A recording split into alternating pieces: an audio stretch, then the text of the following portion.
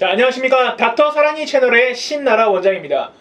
자, 오늘은 뽑아야 되는 사랑니, 뽑지 않아도 되는 사랑니에 대해서 말씀을 나눠보도록 하겠습니다.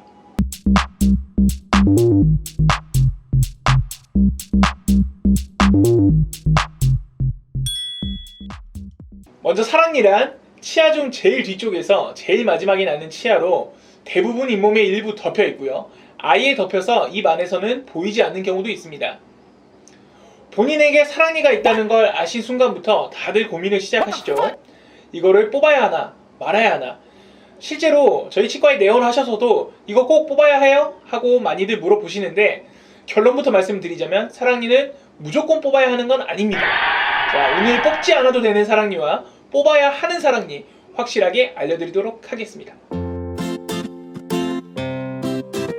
사랑니가 다른 치아들처럼 똑바로 곧게 완전히 났을 수 있습니다. 이런 경우에는 사랑니 발치 안 하셔도 됩니다. 단, 사랑니는 깊은 곳에 나 있기 때문에 특별히 신경 써서 관리를 해주셔야 됩니다. 깨끗하게 닦는다고 닦아도 잘 안 닦이는 경우가 많아서 충치가 잘 생기게 됩니다. 칫솔질 안쪽까지 깊게 하시고 치실도 자주 이용하시는 게 좋습니다. 충치가 생기면 이런 치아라도 발치를 해야 할 수 있습니다. 사랑니가 뼈 속에 완전히 묻혀있는 경우 역시 발치할 필요는 없습니다. 사랑니로 인해 생기는 통증이나 충치 같은 문제들은 구강 내에 존재하는 세균들이 치아에 딱 달라붙어서 생깁니다. 사랑니가 뼈 속에 완전히 묻혀있는 경우에는 세균들이 사랑니에 붙지 못할 테니 문제가 생길 위험이 적습니다. 그냥 거기 계속 두시면 됩니다. 다만 뼈 속에 사랑니가 묻혀있으면 사랑니 주변으로 물혹이라든지 이런 병소가 발생하는 경우가 있으니 주기적으로 검진을 해주시는 게 좋습니다. 만약 사랑니 앞 어금니가 깨졌거나 뿌리가 부러졌거나 심한 충치로 당장 사용할 수 없을 만큼, 또한 쓰더라도 짧은 기간밖에 못 쓸 만큼 망가진 상태라면 그 어금니를 발치 후 사랑니를 당겨서 쓸 수 있습니다. 자, 이런 경우에는 사랑니를 발치하시면 안 되겠죠? 다른 부분에 치아가 문제가 생겨도 치아 이식술을 통해 사랑니를 이용할 수 있는 경우가 있습니다. 또한 교정을 생각하고 계시는 분들은 교정치료에서 사랑니를 당겨 쓰는 경우가 있으므로 사랑니를 뽑지 마시고 상담을 먼저 받으시는 걸 추천드립니다. 이런 경우가 제일 많을 텐데, 이렇게 사랑니가 기울어져 나 있다면 이 사랑니는 발치하시는 것이 좋습니다. 이런 경우는 사랑니 앞 어금니와 사랑니 사이의 틈, 이 부분에 음식물이 아주 잘 낍니다. 끼기는 잘 끼고 빼기는 어려우니 당연히 이 사이에서 음식물이 부패해 충치가 생기거나 잇몸에 통증을 유발합니다. 치아 사이에 생긴 충치라 치료하기도 어렵습니다. 뽑아야 합니다.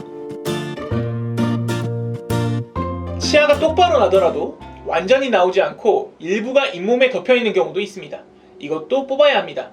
치아와 잇몸 사이에 음식물이 고이거나 플라그가 생기면서 문제가 생길 수 있습니다. 발치할 필요가 없던 사랑니라도 사랑니 주변에 물혹이라든지 여러 다른 병소가 생기는 경우가 있습니다.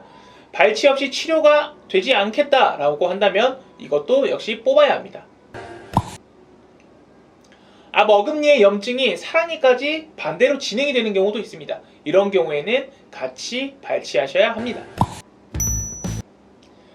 교정치료를 하시는데 사랑니가 교정적인 이동에 방해가 된다. 이렇다면 사랑니도 뽑아야 합니다. 뽑지 않아도 되는 사랑니라고 안심하고 계시다가 관리를 잘 못하셔서 뽑게 되는 경우도 꽤 있습니다.